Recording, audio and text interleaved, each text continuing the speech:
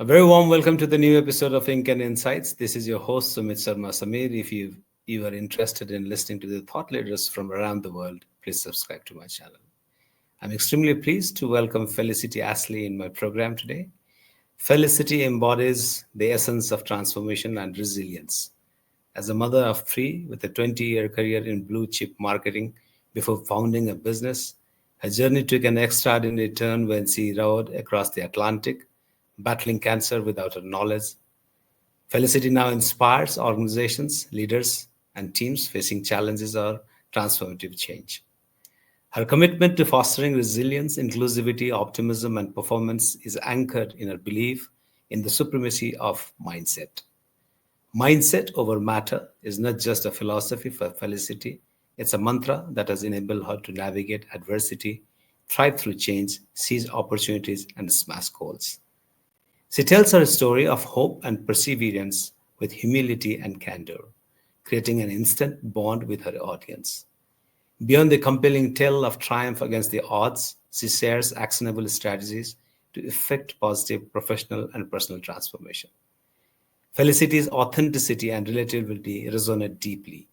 Her book, which is recently released, Stronger Than the Storm, One Woman's Journey of Adventure, Adversity, and Unbreakable Spirit, we'll talk about that book in today's program and her work as a transformational leader. Felicity, welcome to Ink and Insights with Sumit Sarma Samir. Thank you very much. Thank you for that lovely introduction. It's a privilege to be here. Thanks, Felicity. Let me begin by asking, from your book, what inspired you to write Stronger Than the Storm, and how long had the idea been brewing before you began writing it? I suppose really what inspired me to write it was other people. I became a professional speaker a couple of years ago, and almost every conversation I have with an audience member or a booker ends in, "Do you have a book?" And my answer has always been up until this point, "No, I don't have a book." Um, and so I suppose I realized that people wanted to know more. There's only so much you can share in a kind of a 45-minute keynote or a speaking slot. And I suppose it whets people's appetite, and they want to know more and understand more about my journey, Right. and some of the lessons I've learned. And yeah, so really it was other people that put the idea of a book in my mind. But the book really is my personal story. And Mhm. so it's probably been brewing for a couple of years. And then I started to write in the autumn of last year. Mhm. The title itself is very powerful. How did you come up with the Stronger Than the Storm, and what does it signify in your personal journey? I suppose there's the link to the Atlantic row and the storms that we faced during the row itself, but then beyond that, it's more around everyone faces storms, whether they're physical storms, mental storms, whatever they might be. Everyone faces challenges in life, and so storms is really a metaphor for challenges. And it's for me, it's about being able to. It's not about denying that storms or challenges happen in life, but it's about how you navigate those challenges and how you can pick yourself up and come back stronger after them. Because I really do believe that you can let them knock you down, or you can use them as a positive force. You can learn from them, and you can come back stronger. And that's certainly been my experience of navigating adversity and challenges, whether it's challenges that I've chosen, like rowing across the Atlantic or the Everest Marathon, or whether it's challenges that I've just simply had to face, like the cancer diagnosis. Um, and so it just summed up very neatly for me my personal journey, but also that message to people that you can face challenges, sometimes very extreme challenges, and you can come out the other side stronger as a result. Right, right. And in writing this memoir, were there any moments you found especially difficult to revisit or articulate? Yeah, I don't think they weren't necessarily difficult to articulate, but it is a very personal story, and it has been a roller coaster ride over the last few years, and so there were some elements that were more difficult than others to get the pages on get the words on the pages. And one of those things was losing my dad to cancer. So my dad had terminal kidney cancer, and he struggled on for about 4 years after his diagnosis, but he died the morning after I started my own chemotherapy treatment. And I suppose reliving that through writing the book was really emotional. It was really painful. Um, but it was also a very therapeutic experience, I think, being able to look back on that time and kind of think about my feelings, think about, what happened, and my mum and my sister and my brother and all of those things. So whilst it was very emotional, it was also, I think it helped to actually write the book and kind of almost relive that time. Right, right. And was there any moment where you felt that you had to balance your vulnerability with being empowering in your storytelling? Um, I don't think so. I think I've very much I put my heart and soul into it. And I think Mm, what you read in the pages is me through and through. It's me 100%. I try not to, yeah, I think I allow myself to be vulnerable throughout, really talking about my emotions and how everything made me feel. Um, and I didn't want to kind of hide that, because I think there are a lot of messages and lessons that people can learn through hearing about how I managed some of those emotional experiences and some of those really tough times. So I hope that what comes through is, the authentic me, without a filter. That's certainly how it felt when I was writing it. sure, sure. Felicity, and you are a mariner, a rare path for many, especially women. I was interested to understand what first drew you to the sea and how did it shape your resilience? I would love to say that it had been a lifelong dream to row the Atlantic, but it hadn't at all. The inspiration was actually my brother-in-law, David, so my sister's husband, and he had read a book about rowing across the Atlantic when he was 7 years old. And from that moment on, he knew it was something he wanted to do. It was well and truly planted on his bucket list. Mhm. And to his immense credit, he made that happen 2 years before we rode the Atlantic. And when I first heard about David doing this, I thought he was mad. I just thought, why would you put yourself in a tiny rowing boat in an enormous ocean, facing massive, massive waves? The idea of it Right. absolutely terrified me. Um, but it was only when his race started and I started following him on social media, and particularly when he finished the race. And I remember sitting in my bed in the middle of the night watching on my iPad. It was about 2 in the morning, and Mm, seeing his boat crossing the finishing line. I remember feeling that, that spine tingling feeling of mhm. excitement. And I just thought, wow, if I feel like this thousands of miles away, what must it be Right. like to be in that boat crossing that line?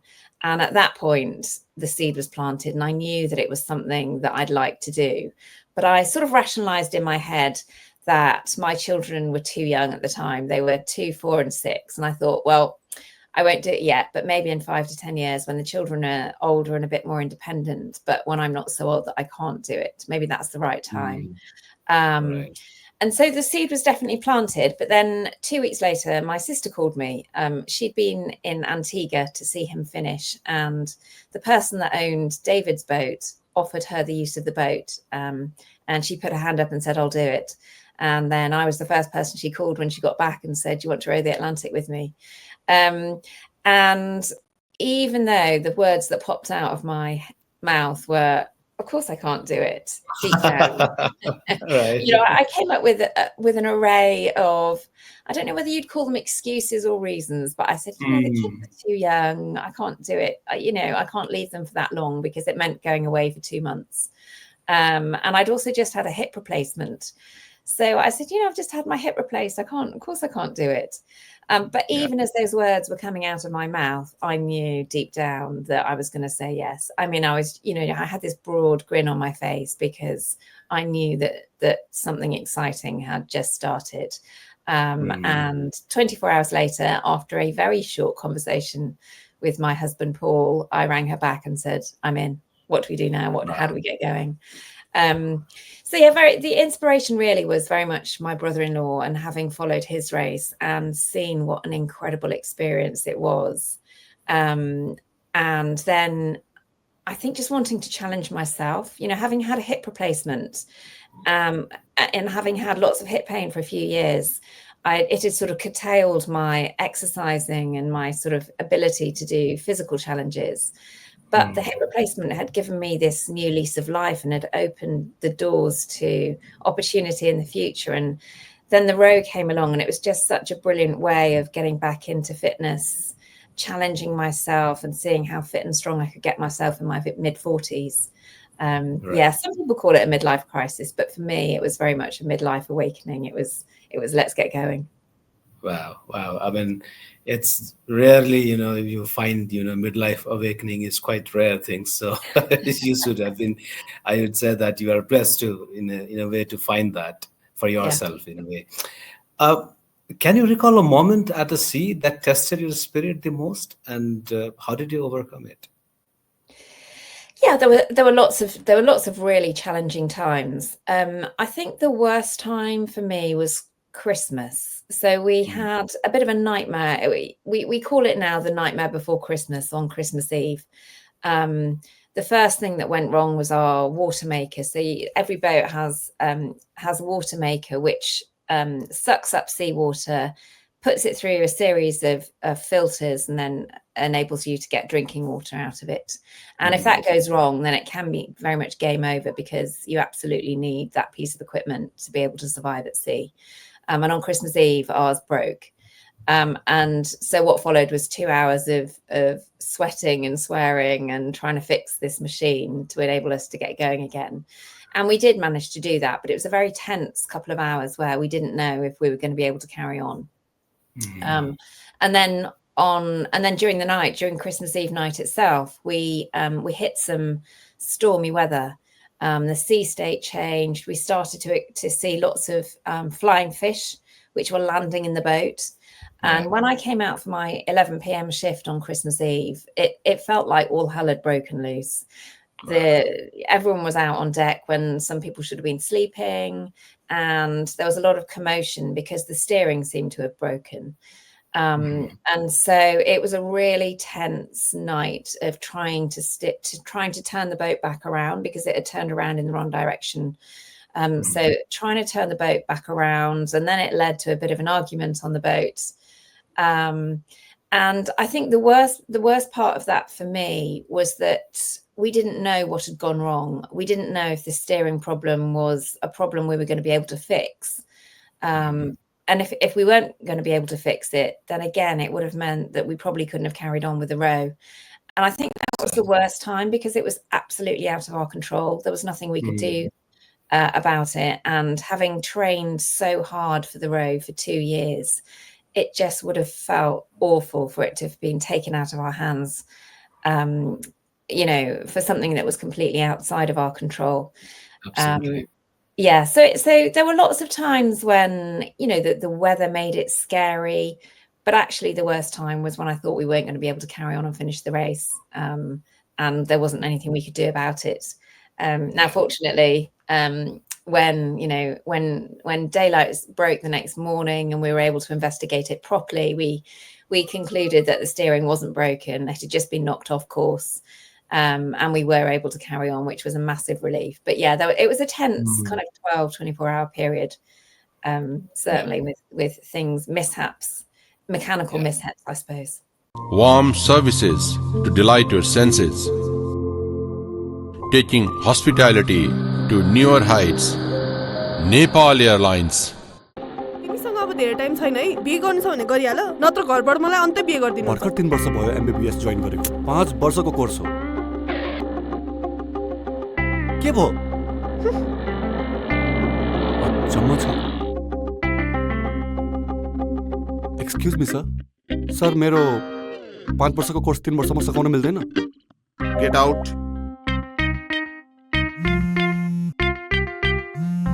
Hello? के सोच्यो त? के सोच्ने? मैले प्रिन्सिपलसँग पनि कुरा गरिसके। 3 वर्षमा पनि के हुन्छ? के हुन्छ 3 वर्षमा? के भयो भाइ? ल बस। साउजी एक कप चिया कसले भन्यो 3 वर्षमा केही हुँदैन भनेर यो हेर एलआईसी नेपालको धनवृष्टि योजनामा 3 वर्षमा पैसा फिर्ता हुन्छ ए हो र जीवन बीमाको साथमा धनवृष्टि 3 वर्षमा एलआईसी नेपालको धनवृष्टि योजना LIC Nepal Felicity, I think your story is rooted in adversity. What do you think people misunderstand most about resilience? I think probably most people think you either have resilience or you don't have resilience. But it's definitely something that you can develop over time. My view is that we're all born with a natural level of resilience. If you think about when babies are born and when they're learning how to do things, whether it's picking up a pea off a plate, they will try again until they can do it. They're not deterred when they can't do something. Similarly, when they're learning to stand or to walk, they just try until they do it. And so I think we're born with that natural level of resilience. And what happens over time is that it's either knocked out of us a little bit or it's strengthened by life experiences. And I think going through challenges and adversity can have a similar effect. It can either knock some of that resilience out of us, depending on how you respond and react to it, or it can strengthen your resilience. And I think in my case, it's really strengthened my resilience. So I think I had this innate level of resilience anyway, but life experiences and how I've managed to navigate those life experiences have certainly built on my natural resilience. Exactly. And it's now, I suppose it's now a superpower. I like to think, both physical resilience and mental resilience for me is a superpower, which I definitely kind of lean on in everyday life. Wow. And at what point of time in your life was a moment when you really realized that you weren't just surviving the storm, but you were rather stronger because of it?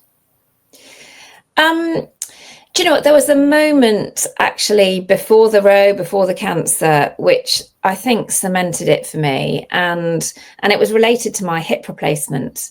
I'd had a lot of hip pain after, or it started after my eldest child was born, and initially I put it down to having maybe gone for a run too soon after giving birth and pulled a ligament or stretched something too much.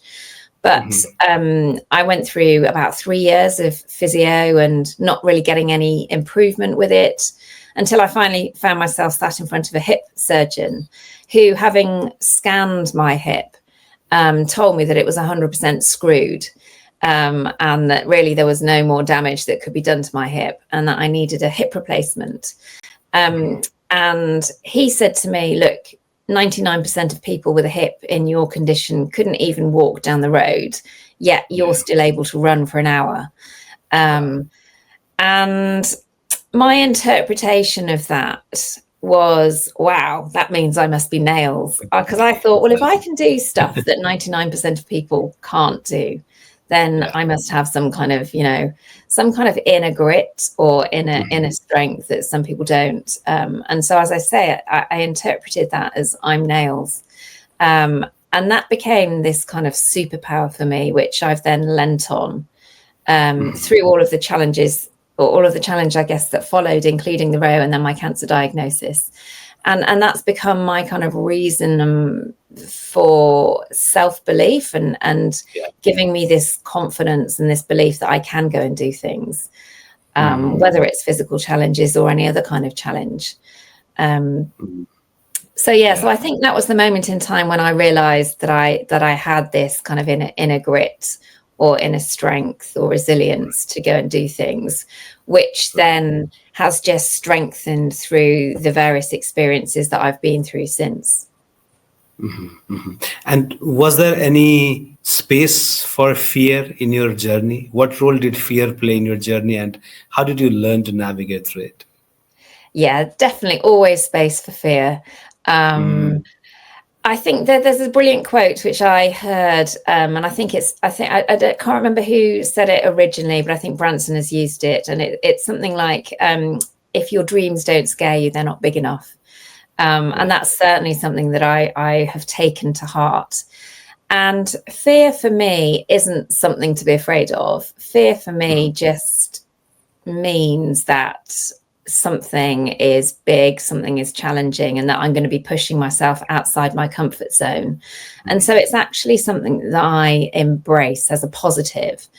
And I channel that fear into my preparation. So I use that fear as my fuel to prepare even harder for whatever task it is lying ahead. So, you know, I said about the Atlantic Road that I was absolutely terrified of the prospect of massive waves and whether I was physically strong enough to do it. But I channeled that into my training and my preparation. So I worked so hard to make sure that I was physically fitter and stronger than I'd ever been. But equally, mentally preparing for the challenge that lay ahead, visualizing those enormous waves, and going through all of the kind of training courses and understanding the boat inside and out gave me the confidence that I was going to be able to do it and kind of settle down those fears, so that when we actually got to the start line, where I'd expected to be a bag of nerves, I didn't feel nervous at all. I was just calm and excited and couldn't wait to get this adventure started. And I think that was because I'd trained so hard and prepared so thoroughly for it, because I'd been afraid of it from the get-go. So I think, fear, again, can stop you in your tracks and can stop you doing things. But if you use it in the right way, it can actually be a huge benefit and can make you prepare much better for things that lie ahead. Absolutely. It's not necessarily negative in that way. So what advice do you have for others, especially women who want to turn their life challenges into stories that inspire? I would just say, just start. I mean, you've just got to take the first step. And I think the first step is that making a personal commitment, just saying yes, mentally committing to doing something and giving it a go, because you don't know what you can achieve until you get started. And the only way to find out is to get started and have a go. And it doesn't matter if you don't get there in the end. And it doesn't matter if you don't know how you're going to get there. On the whole, you'll be able to figure out the route along the way. You just need to have the courage and the self-belief to take that first step. And in my experience, that first step is just about saying yes, just that mental commitment, telling yourself you're going to do something, then tell other people you're going to do something, because once you've told other people, it makes it so much more real. And then you almost become accountable to other people for doing it. But I think it's just have the courage to go and try. Because you don't know until you try. And to give you another one of my favorite quotes, you don't have to be great to start, but you do have to start to be great. Everyone starts somewhere, and don't let that fear of can I or can't I do it hold you back. Right. I simply love that quote, Felicity. And, as I could see that you have juggled with multiple identities. You were marketer in the past, you were mariner, and now author. How do you integrate these roles in your daily life? It's a juggling act. I mean, everyone has, I suppose, the juggling act of life. I've got three small children, working, I think much like everyone else, but I do try and, I suppose, compartmentalize things, and focus, try and be present in whichever of those roles I'm in at the time.